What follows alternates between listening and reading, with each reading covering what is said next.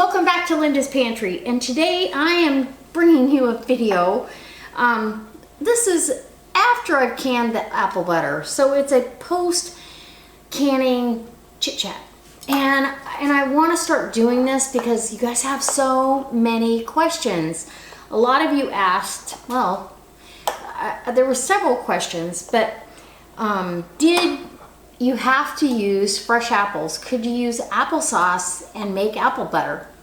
I suppose you can buy number 10 cans of applesauce, and yes, you can make apple butter with applesauce. I mean, it starts out applesauce, and then you spice it a little bit, and then you put the spices in that you want to taste in the apple butter, and then you cook it down until you get this dark, rich fall flavor that you just, it tastes like fall in a jar. I had a young lady who had never had it, actually a couple of them that had never had it, that I let them taste it today, and they were like, where has this been all my life? And I said, well, it's kind of an old-fashioned thing. And so then I got a couple of cute stories from some of the other people that had tasted it, from their grandmothers or their moms or whatever.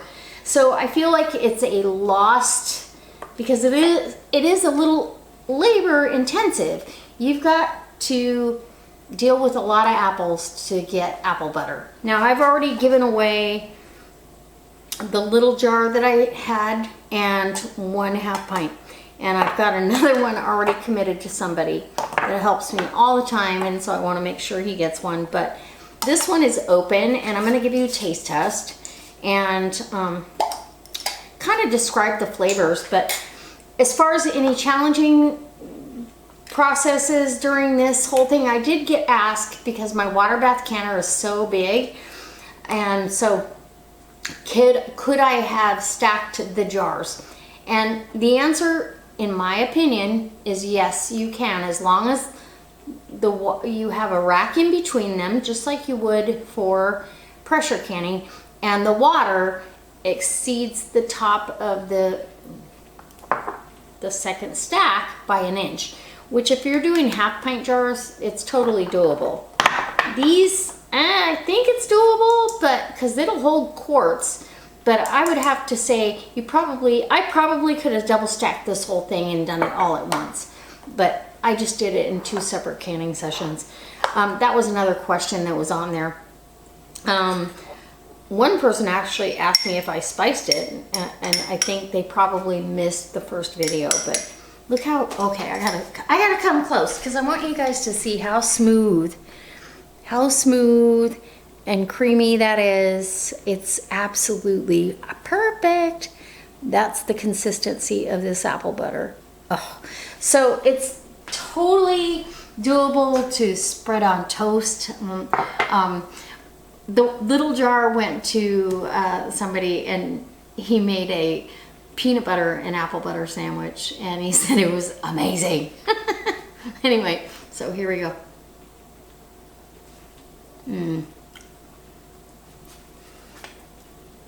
And I'm going to tell you, whatever apples you use, my gosh, the warm cinnamon, clove, you actually get that tart, because I don't use a lot of sugar in it. You get a tart back note at the end because they're the Honeycrisp apples. You can use whatever apples you have, but every apple is going to lend a little bit different flavor to the apple butter. I can taste the difference between mine and the one that Jenny over at Jenny Goth gave me. They're both absolutely delicious, and I can't wait to show you some recipes. I have a couple really good recipes that I use all the time using apple butter, and I will savor this for toast all winter long. So these make great gifts. There really wasn't all the jars sealed. I mean, you don't really have any issues. It is, like I said, it takes a little bit longer to make it, but it's worth it in the end, especially when you get this kind of bounty. Go ahead and try your hand at this, you guys. I hope that this inspires you. I hope that I didn't see any other pressing questions. A couple people asked me personally, if they could use reusable lids, and absolutely you can. You're going to store them without the rings, of course, and periodically, now I've just got apple butter on here. These won't last through the year. I can tell you that right now because of the recipes that I use and the gifts that I'll be giving. So I'm not going to worry about it. I know, you know, you put the date and what it is on the lid after you've washed them and put them up for later yumminess. All right, guys, I hope it inspires you. And if you have any other questions for me, let me know. You can do this for, you can do this year round. So let's say you froze apples. Somebody else asked that. What if I freeze my apples because I don't have time right now, and they get them all ready and they freeze them? Same with the canned applesauce. You can still start from that and make apple butter. All right.